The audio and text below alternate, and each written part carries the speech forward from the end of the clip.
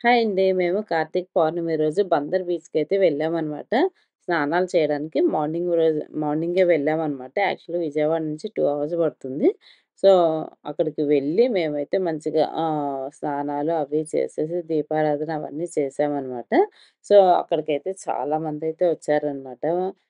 Beach దగ్గరికి చూస్తున్నారు గదా! ఇదే అనమాట.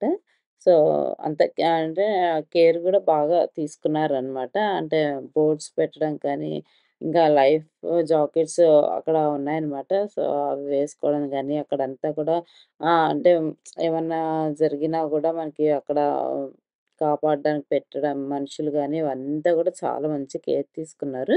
ఈ మధ్య బాగా మనకి తుఫాన్ అది వచ్చింది కదండీ! వాటర్ అయితే బాగా వచ్చాయన్నమాట. సో మా ఆడపడుచు వచ్చారనమాట అదే రోజు. సో, మేము కలిసి వెళ్ళామనమాట బీచ్ దగ్గరికి.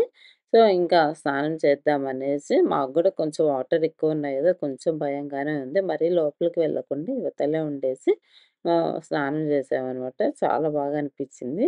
అంటే ఎప్పుడు మేము దుర్గ గుడి దగ్గరికి వెళ్ళేవాళ్ళమనమాట. ఈసారి అక్కడ పైప్స్ తోటి పెట్టారనమాట. దీపాలు గూడా వదలనీయట్లేదు.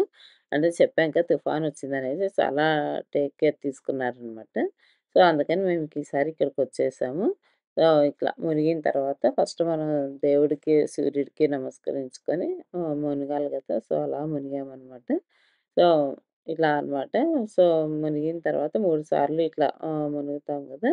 ఇలా మునిగిన తర్వాత గూడా సూర్యుడికి నమస్కరించుకోవాలనమాట. నమస్కరించుకున్న తర్వాత ఇంకా మొత్తం ఇవతలకొచ్చేసి ఒడ్డు దగ్గర మనము మామూలుగా రెగ్యులర్‌గా పెట్టుకునే దీపాలు అలాంటివన్నీ పెడతాం కదా! సో, అక్కడైతే అందరూ మట్టితో శివుడిని చేసి పెడుతుంటే మేము కూడా అలా శివుడినిలాగా పెట్టేసి పసుపుతో గణపడిని చేసేసుకున్నామనమాట.